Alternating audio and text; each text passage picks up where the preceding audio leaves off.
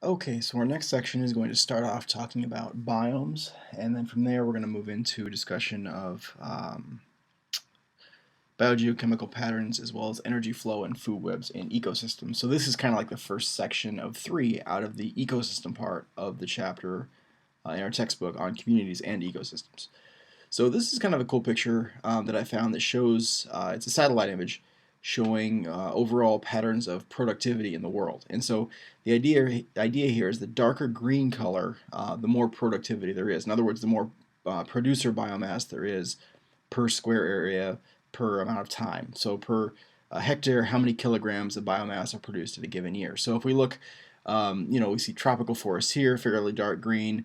We see forests in northern U.S., southern Canada, southeastern U.S., Siberia, parts of Africa, parts of Asia. Really, really intense patterns of productivity also around the coast of some of these places. The bright red is productivity, which also shows up in certain parts of the world as well. But we also see places where productivity is very low. So if we look in this swath of deserts that goes roughly 23 degrees above the equator, so we see deserts in the southwestern U.S. and Mexico, we see Africa, we see the Middle East, and then if we look at 23 degrees south of the equator, we see southern parts of Africa, we see the western part of South America, we see most of Australia. Pretty consistent bands of really dry conditions that occur at roughly the same latitude north and south of the equator, and that's not really a coincidence. There's a reason for that we'll talk about. We also see patterns of really low productivity in most of the ocean. So aside from right at the equator, aside from down here in this part of the southern part of the ocean down here, as well as the northern part of the Atlantic and northern part of the Pacific, ocean productivity is relatively low and really pretty much confined just to the surface. Once you get below even a meter or two of water, productivity drops to almost zero.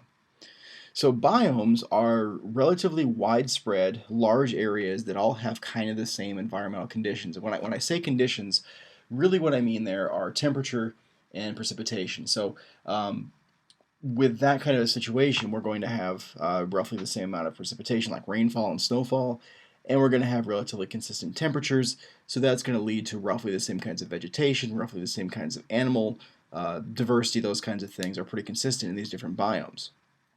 We'll take a look at different global distributions and look at why biomes have the conditions they do here in a few minutes. We're going to go kind of section by section and look at some of the more abundant or common biomes on the planet.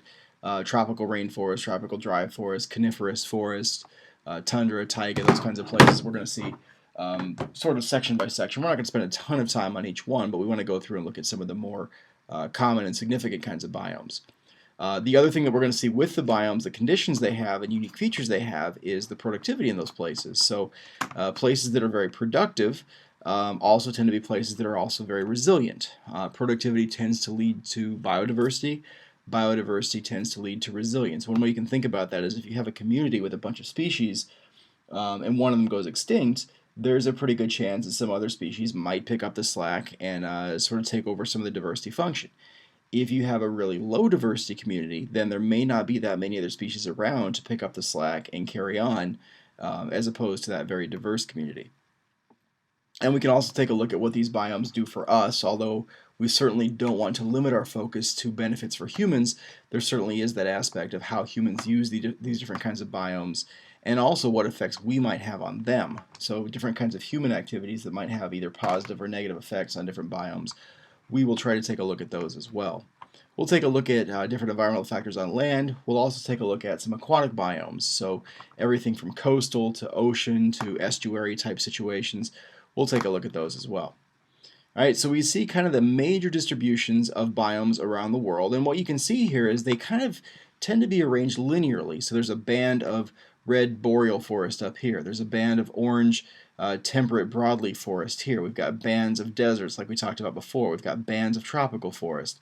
And the reason why they're arranged that way is because north and south of the equator, conditions tend to be fairly similar, whether you're west, whether you're east, or whatever. It doesn't matter. If you're north and south of the equator, temperatures tend to be pretty consistent. We're going to see tropical grasslands and savannas at this latitude, and this latitude down here, and then over here in the west, and over here in the west as well.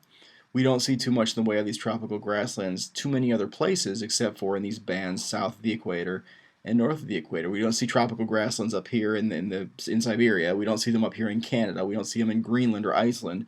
We just see them in those relatively consistent latitudes right around the equator.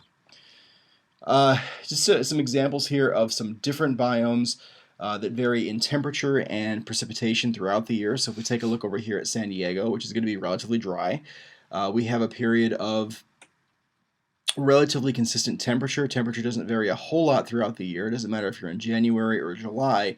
Temperature only varies by maybe 10 degrees Celsius the entire year. It's not a huge range of variability in temperature.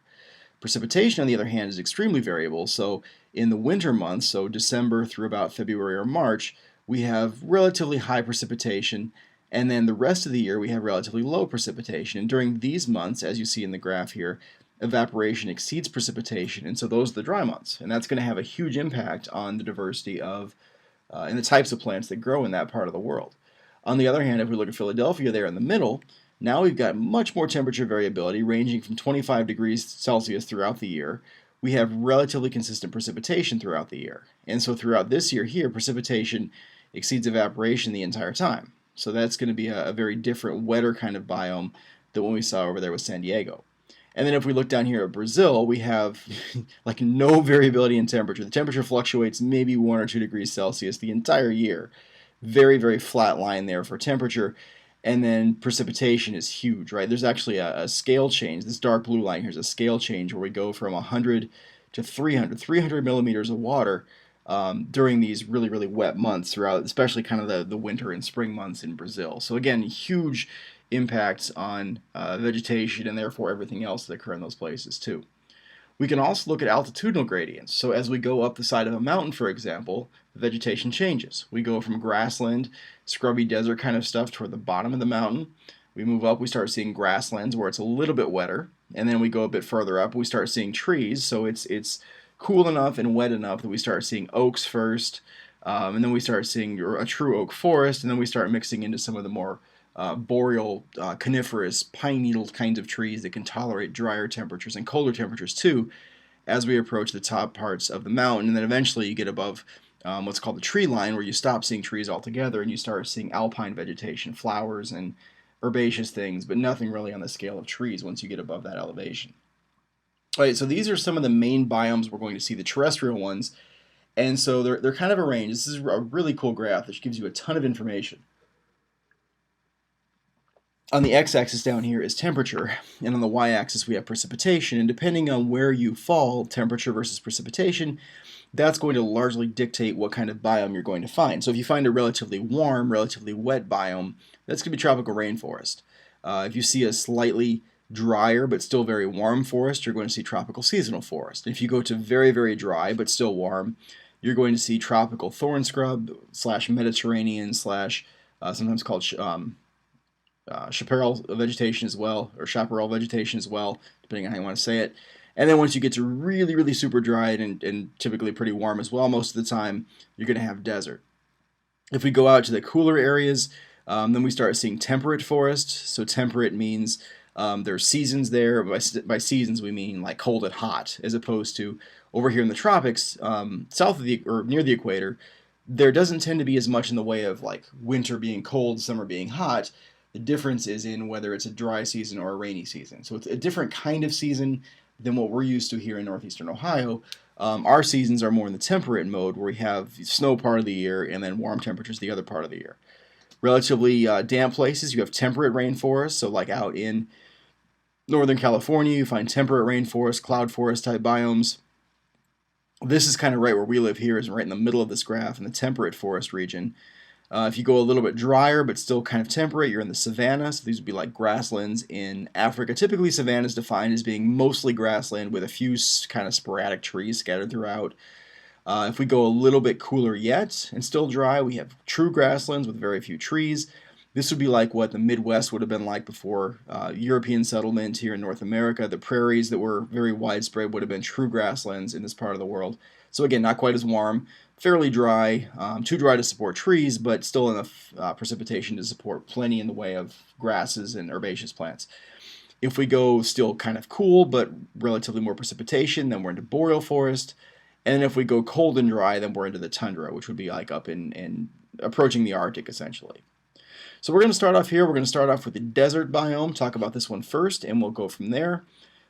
Deserts, like we saw in that picture early on in this section, tend to be in a fairly narrow band north and south of the equator at a roughly 23 degrees in both north and south directions. What happens there is that wide-scale climate patterns tend to see a huge mass of dry falling air at those latitudes. And so when that dry falling air hits the Earth, it doesn't produce much in the way of precipitation, so it tends to be very dry. Still fairly close to the equator, it's still pretty warm, but because of that dryness, we start seeing very arid conditions, and only plants that can tolerate those super arid conditions. So very warm during the day, very cold at night, not much in the way of vegetation. That's going to be kind of characteristic of a desert biome. Seasonal patterns, dry throughout most of the year, although typically for maybe 2 to 3 weeks out of the year, depending on exactly how arid a particular desert is, there will actually be a period of rainfall, typically, over a very short period of time, which is where most of the plant and animal life kind of go ahead and complete their life cycle, especially for plants. You'll see all of a sudden this picture here will be just covered in green vegetation and flowers. It'll be very pretty. It'll look like a meadow almost. Maybe not quite that extreme, but it'll look very lush and very green during that maybe 2 to 3 weeks of the year. And then it goes back to looking like this, sand and scrubby trees that can tolerate the dryness, but that's about it.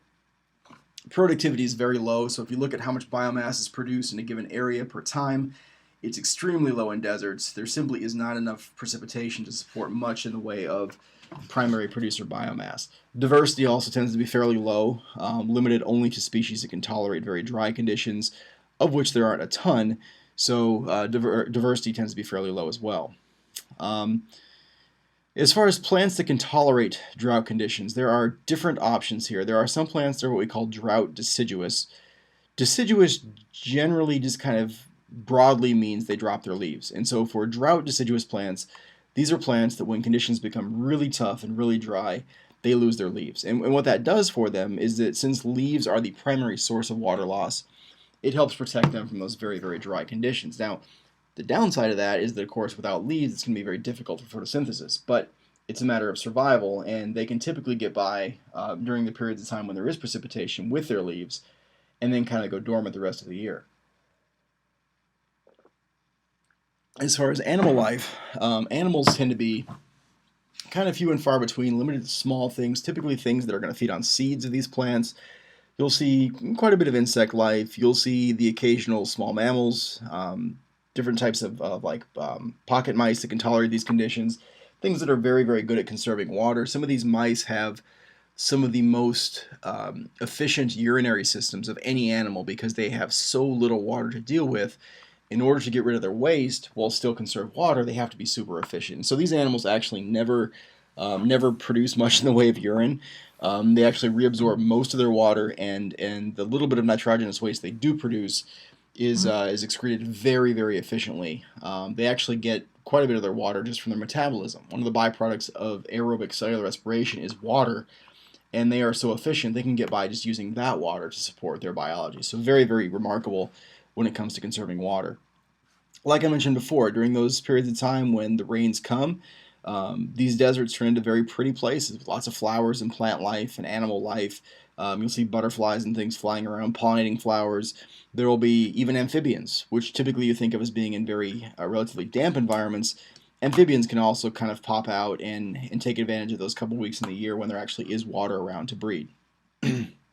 Now, deserts, because their productivity and diversity is typically pretty low, are also some of the most sensitive biomes to human disturbance. So you can actually find in the desert Southwest, even now today, you can still find the remnants of tank training exercises that took place back during World War II. They would go out to the desert, they'd go on maneuvers with large heavy vehicles, they'd leave tracks in the sand, and that hasn't changed. Those tracks are still there from training that took place 70 years ago. So it's a pretty low rate of recovery for these types of biomes. All right, this graph kind of shows you some of the more really dry deserts. We see some deserts. We've got obviously the Sahara in Africa, much of the Middle East. Peruvian deserts actually very, very dry as well.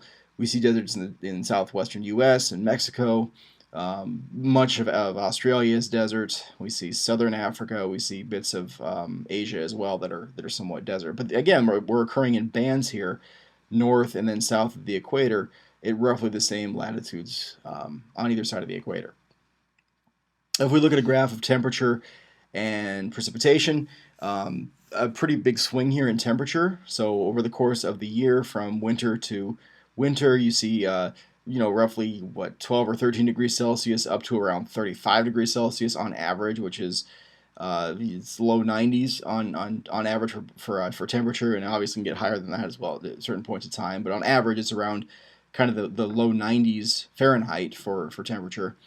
If we look at precipitation, it's very low. So during the spring months, for example, precipitation may be zero in a desert. And in fact, there might only be what we see 86 millimeters for the entire year for precipitation, which is extremely low for as biomes go. So the next one we're going to look at, we're going to go just back here. We're going to look at slightly more precipitation. Slightly more precipitation here. Still relatively dry, still relatively cool, but we're going to go now into grasslands and savannas and prairies. We tend to think of grasslands being more in North America, prairie kinds of situations. Savannas tend to be more like what you would see kind of stereotypically in Africa, with lions laying around under a tree on the savanna, those kinds of places. Again, not enough precipitation here to support tree life. Savannas may have a few sporadic trees growing here and there. Typically they do. But in prairies and true grasslands, there are no trees. It's a situation where you have enough precipitation to support grasses, but not enough precipitation to support trees. So typically what you see are a lot of herbaceous trees, maybe a few woody flowering shrubs, but nothing more than a couple of meters in height, unless you're looking at a savanna type situation. So still pretty dry. These plants are very prone to disturbance. The soil tends to be extremely good. Some of the most fertile soil we find in any biome is found in grassland ecosystems. And so that's one of the reasons why most of the Midwestern part of North America has been converted to cropland, is because the soil is so good. If you look at land east of the Rocky Mountains and west of the Mississippi, it's kind of was at least a very large, very fertile, very rich soil prairie. And most of that land, or a lot of that land now, has been converted to farmland because of the richness of that soil. One of the big disturbances here would be fire. Historically, grassland biomes, savanna biomes, prairie biomes have been very prone to fire. And by fire here, because we're dealing with green, herbaceous, non-woody type plants, the fire is not going to be very intense. It's going to be a relatively low ground fire. Maybe it happens once every 2, 3, 4 years. Not very common, or sorry, it is very common, but not very intense. So it's the trade-off is when fires are frequent, then intensity tends to be fairly low. And so what that does is it helps to clear out some of the vegetation that's died off that otherwise would kind of choke out the growth of the new vegetation. The fire kind of helps clear that away. The other big disturbance historically that was there were herbivores. And so in parts of Africa, you still have that. In parts of North America, herbivores historically would have been things like bison or buffalo. Now that's not so much the case, although they have made a bit of a comeback. There's very much a movement now to take cattle grazing, which is a big industry in this country, and try to make grazing of cattle kind of mimic what the natural herbivores would have been like before European settlement. So we don't really have the bison we had before, even close to it really, but we do have lots of cows. And so if we want to maintain some of these natural prairie ecosystems, one thought is that we could use cows kind of like bison if we can make them graze in a way that mimics what bison would have been like. So, buffalo bison are a fairly migratory sort of a species. They graze in one spot for a couple of days, and then they move on. They may not come back to that spot for decades. When people have historically grazed cows, they put them in a fence and they feed on the same grass over and over and over, and they completely decimate the vegetation. So there's a lot of thought now in trying to convert cattle grazing into a form of livestock activity that would be more natural than what it historically has been.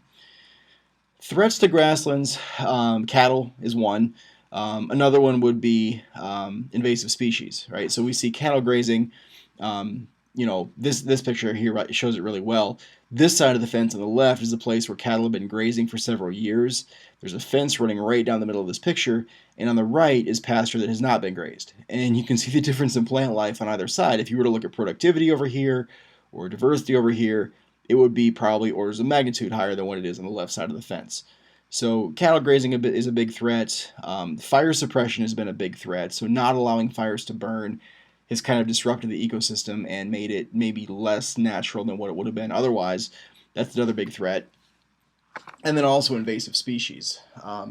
This picture in the upper left is called leafy spurge. It's been a really, really nasty invader in lots of North America. You see in this picture down here, this is a grassland, but all these little yellow flowers here are these flowers produced by leafy spurge. And cattle will not touch these. Apparently they taste really bad. Cattle will completely avoid grazing on them. So when you add that to the mix, now you've got this big area of grassland with this exotic species, and the cows are eating everything but the exotic species, so that's all that's left behind. And diversity goes down as a result. If we look here at this picture up here, this is sort of like a North American prairie ecosystem. Again, we've got this big fluctuation in temperature. There's a big difference between winter and summer temperature terms in this prairie in North America, and also big fluctuation in rainfall. Like lots of rainfall in the summer, not so much precipitation in the winter and spring. If we look down here at an African savanna, which is a little bit different, we have a relatively flat line when it comes to temperature. There's some fluctuation there, but kind of two peaks here for temperature, and then one enormous peak for precipitation. This is the rainy season here in the middle. Summer is the rainy season in this part of Africa, which is where you get a huge kind of influx of rainfall or precipitation, and then the rest of the year it's almost none. The rest of the year is a dry season, effectively. All right, so our next biome is the tundra. And tundras are going to fall all the way out here on the right of our graph, so not only very cold, but also very dry. And so you can imagine them with the combination of cold, dry conditions. It's going to look actually a lot like a desert. Productivity is going to be extremely low, very, very low. Some of the lowest productivity of any biome, except during the brief period of time in the summer when all of a sudden the tundra changes like 180 degrees and it looks like a completely different place. When it warms up enough, you start seeing this flush of plant life and flowering and huge pulses of insects coming out. One of the things that occurs in Arctic tundra, especially Arctic, would be like really far away from the equator as opposed to alpine tundra, which is like on a mountain, right? So if you move up the side of a mountain, eventually conditions at a high enough altitude will start to look like conditions in like the Arctic because it's cold up there, dry up there. But in the Arctic, what you'll actually see is big groups of migratory species that are kind of cashing in on this pulse of vegetation and insects that pop up in the summertime. So migratory birds, for example, that go north for the wintertime, they go here to cash in on that big explosion of insect diversity that happens in the summer months. And then eventually when it starts to cool off again, they fly back south. Growing season is very short. You're looking at maybe a couple of months max in the tundra, but otherwise the rest of the year, the ground may even be frozen for a good part of the year, and so there's not going to be much growth happening during that time. With alpine tundra, again, that's going to be tops of mountains, right? And so there's issues there also with human disturbance.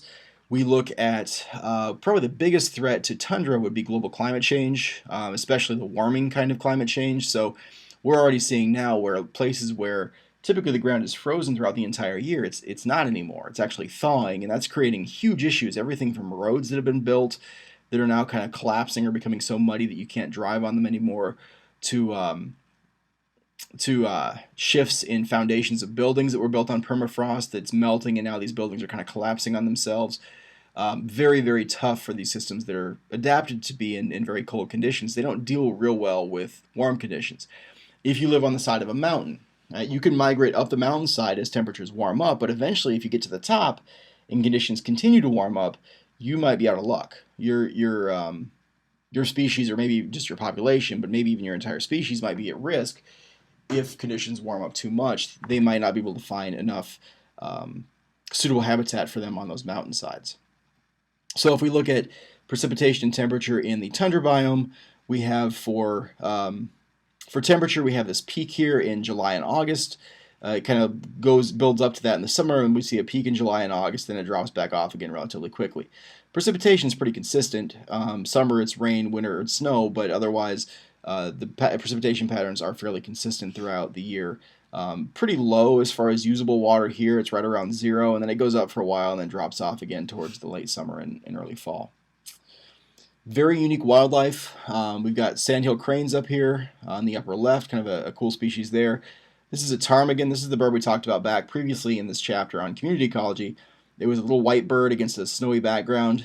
This is what a ptarmigan looks like in the summertime. So it's brownish, and it's actually starting to get or starting to lose its winter vegetation. It's plumage, it's feathers, not vegetation. Its feathers are turning white or are turning brown depending on which side of winter we're on here. This is an Arctic fox. They kind of do the same thing. In the summer months, they're a grayish color, and in the winter months, they're a white color to help camouflage them against snowy background as well. And then up here we have a caribou. If this was domesticated, it would be a reindeer, but it's wild ones, though. That's what we would call a caribou in that case. So again, big grazing mammals, migratory, spend lots of time kind of trekking across the tundra looking for vegetation to consume. Pretty cool species living in those parts of the world. All right, so next up we're going to look at coniferous forests. Coniferous forests are in the United States, at least. They're in primarily the southeastern part of the U.S. Now, you can find coniferous forests out west. You can find them in the northern U.S. as well. But the biggest and most productive forests that we have in our country are in the southeastern U.S. Huge economic importance when it comes to lumber production. If you go to your local home improvement store to buy lumber, chances are that lumber is going to consist of coniferous plants grown in either the southeastern U.S. or Canada, is the other kind of big producer of lumber. So very important there. Ecologically, also very important. There's all kinds of unique species. This species here is called a red cockaded woodpecker. It is an endangered species, one that causes lots of headaches for landowners and the military and all kinds of folks, conservationists for that matter. It's an endangered species that needs a really large area of habitat to be viable as a species, and it's one that lives in only certain kinds of coniferous forests in the southeastern U.S. In more northern latitudes, we don't really see too much in the way of boreal forests moving away from the equator. We only see it pretty much north of the equator. These would be things that occur in like northern U.S., southern Canada, Siberia kinds of places. Coniferous plants, these are like evergreen plants, cone-producing plants. Again, huge producers of lumber. In North America, it's Canada. In the rest of the world, it's Siberia. Siberia provides more lumber probably than any other country or any other part of the world. Huge producer of lumber from its boreal forests. The issue with that is that even though these biomes are very productive, it takes time because they're relatively cold and relatively dry. These things don't grow overnight. It's not like growing, like in the southeastern U.S., for example, generation time for pine trees might only be 30, 40, or 50 years. If you move up to the tundra, near the tundra, the coniferous boreal forest near the tundra, generation time might be a couple hundred years. It's much longer because things take longer to grow in that part of the world. So they have been historically huge producers of lumber, pine and fir and spruce and those kinds of things. The issue with that is that those trees don't recover very quickly once they've been cut down. They don't grow back very quickly, so it takes time for them to recover. If you look at the transition zone between boreal forests and tundra, as you move further north into the tundra, there's a fairly well-defined line where all of a sudden you stop seeing trees and you just see, or just start to see, only that herbaceous vegetation. So it's a pretty quick cutoff between wet enough to support trees and then dry enough so that only grasses will grow. We'll see a picture of that here in a second. The Pacific coast of the U.S., western U.S., we've got things like sequoia trees and redwood trees, very large-bodied, unique, relatively long-lived species, not as long-lived as some. Let's see, redwood trees and sequoia trees might live upwards of maybe 800 or 1,000 years at most. There are plenty of trees that can live longer than that or as long as that. So they're not as, 1,000 years is a long time, but they're not like super long-lived. They're just huge. So we'll see a couple pictures of those as well. This picture here in the upper left is a picture of the taiga.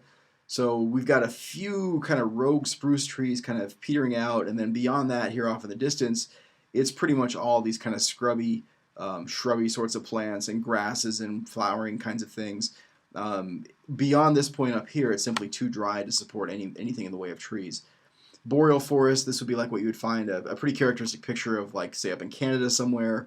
Lots of coniferous plants, maybe a few alder trees. These are not, these are flowering plants that might be able to coexist in those cold, dry conditions, but otherwise it's mostly conifers up there. This picture here is in the southeastern U.S., pine forest, which is pretty typical in that part of the world. Also a lot of fire that occurs here as well. So what you'll typically see in a southern pine forest is lots of pine trees, grasses underneath, and not much kind of in the middle part of the stratification here in the forest. It's pretty much just trees and grasses and nothing in between, because fires come through here and wipe out the grasses and prevent other trees from growing fairly frequently. And then this picture up here that's just a lot of green would be like a Northern California approaching kind of a redwood forest situation with lots of lush green vegetation, tons of precipitation, fairly moderate temperatures, good growing conditions if you're a tree or if you're a plant. So again, this would be approaching the tundra. As you move north into what would be tundra biome, we stop seeing boreal forests. So these trees are getting pretty sporadic as you move up through here, and then off in the distance they're really kind of spaced out. And then as you move further up, there are no more trees. That would be kind of a good illustration of a transition from boreal forest into the tundra. And again, we can look at a graph of precipitation. Huge swing here. In the winter months, we're at negative 30 Celsius, which is really cold. And then in the summer months, the warmest it might get is only 15 degrees Celsius, which is not very warm if you look at the grand scheme of things. The overall average temperature in these boreal forests, average temperature is negative 5 Celsius, which is it's below freezing, so it's relatively cold on average throughout most of the year. Precipitation is it's above zero, fairly damp throughout most of the summer and later parts of the fall, but then it drops down again in the springtime in those forests. Again, I mentioned some of the unique species, sequoia trees and redwood trees. You see a sense here for how tall these things are, and for sequoias, how big they are. This is actually like a mule train here that has passed through a hole that was cut in the sequoia tree. There's a road literally a road passing through the tree, so this mule team can get through there. Enormous trees, like 100 feet or more in circumference. They're massive trees, unlike anything else you'll find anywhere else in the world. Again, sequoia tree here with a road cut through the middle of it. This is a team of horses. Redwood trees can be upwards of 300 to 350 feet tall, so you're looking at more than a football field in height for redwood trees, so that's pretty intense as well. So really don't see anything like that elsewhere, anywhere else in the world. All right, so next up we're going to go to broadleaf forests, but I'm going to cut off this section here because it's getting a bit long, and we will start up with another section.